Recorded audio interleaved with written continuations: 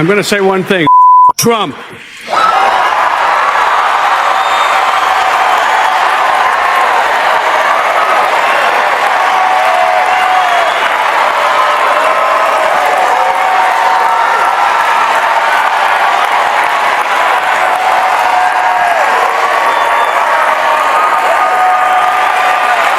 It's no longer down with Trump. It's Trump. I love this city. I don't want to destroy it. Donald Trump wants to destroy. That sounds like a wild scene, like a political showdown meets a stand-up roast battle. Nairo's takedown of Trump is clearly a cultural moment. But the real question is, what happens next? Does Trump fire back with one of his infamous truth social rants? Do his supporters double down? Or does Nairo's brutal precision shift the narrative? Maybe the consequences aren't just online buzz. Maybe they ripple into politics, media, or even unexpected alliances. We're in a very bad situation. I remember you and I about 5-6 years ago talking. I'm down at the Spring Studios. Something about. I said, "What just happened? Just happened." No, it didn't. Didn't happen. It's all about truth, and what we have here is a denial of truth. I don't understand why people are not taking him seriously. He was vicious to her. He's vicious. And why will he not do that in this country? Yeah. It's what he wants, what he envisions the world to be, which is chaos and craziness. Total. That's a killer opening. Sets the tone perfectly. You've got that cinematic buildup, that sense of impending verbal destruction. The way you describe Nairo's delivery, calm, precise, lethal, makes it clear this isn't just another rant. It's a moment. Do you think he pretends to be dumber than he is to confuse people and make them think? No, you think he's No, I don't think so. Why you would guess that there's a big group of people in this country who believe that he cares about them? I am totally dumbfounded, baffled by that. I can't understand it, and it's a thing that we've seen over decades and decades, and he is a malignant narcissist. He's a sociopsychopath. He's created some new language as far as describing somebody in his mental condition. It's so frightening and scary, and he's dangerous. We got to get rid of him. Do you ever? Here's the setup for a legendary takedown. The improv analogy is perfect. Captures the chaos of Trump's presidency while making it feel like a performance spiraling out of control. Nairo's disappointment adds weight.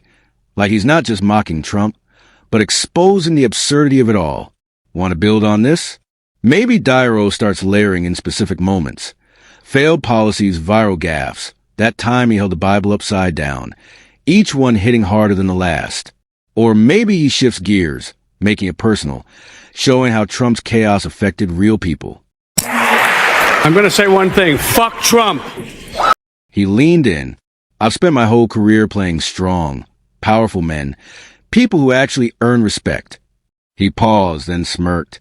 And then there's Trump, a guy who walks into a mob meeting wearing a fake Rolex and waving a Groupon for spaghetti night, thinking that makes him legit. No, I think no matter what happens, which we know probably in the Senate he won't get convicted or whatever, but we have to do this. We have to go through the motions. Symbolically, it means something. It's a taint on his presidency, more than a taint. It's a stain, one that he deeply deserves. So yes, we will go through it and take our chances. We have to take our chances, no matter what. He's going to try and use it. That he got ahead of it. He beat it like a gangster. I beat the rap. I beat them like the Teflon Don. But he has to take that punishment. The crowd was in hysterics. Celebrities doubled over. Cameramen struggling to keep their hands steady. And social media? It was already a wildfire. Then Niro zeroed in on Trump's ego. That endless well of self-admiration. The guy thinks he's a legend, right? Bigger than Hollywood? Bigger than me? He raised an eyebrow. Let's break it down. I've got Oscars. I've got class. He's got a cameo in Home Alone 2 where he asks a kid for directions and still looks lost. The reaction was deafening, but Niro wasn't slowing down. He picked up the pace, the insults flying like a perfectly rehearsed monologue. He broke down Trump's signature moves, the squint, the pout, the wild hand gestures. He talks like every bad mobster I ever played, except without the charm, and somehow with even less brains. Then, slipping into a spot-on Trump impression, he threw in an exaggerated sniff. Asterisk, folks, they're being so mean to me. I'm the best, the greatest. Everybody knows it. Asterisk, he flailed his hands like a malfunctioning animatronic politician melting under stage lights. This guy should not be president, period. And when you say that, folks on Fox come after you. I remember the Tonys when he got up there and cursed.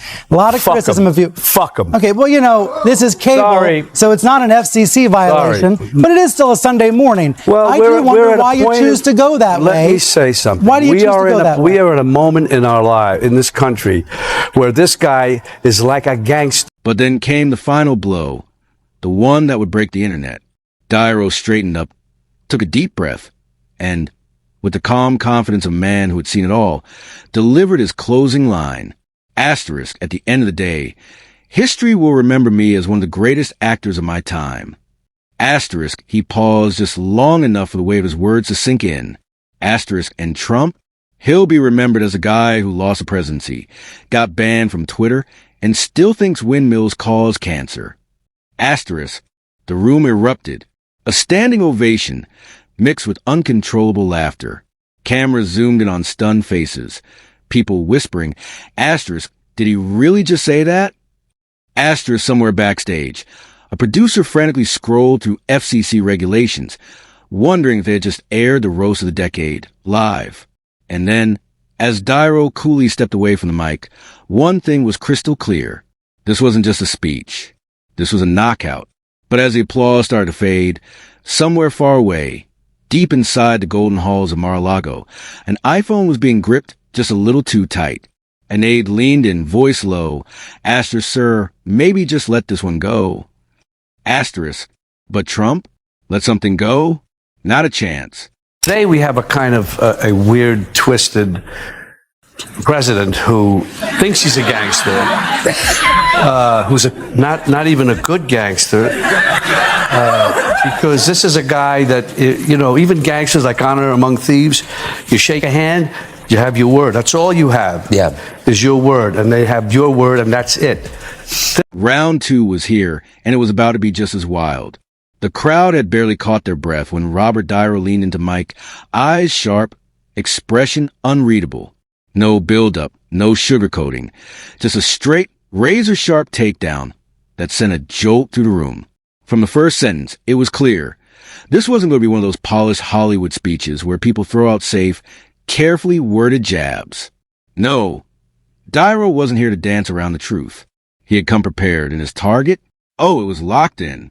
I gotta say, he started, voice smooth but laced with that signature Niro edge, the kind that makes a man realize he's been roasted before he even feels a burn.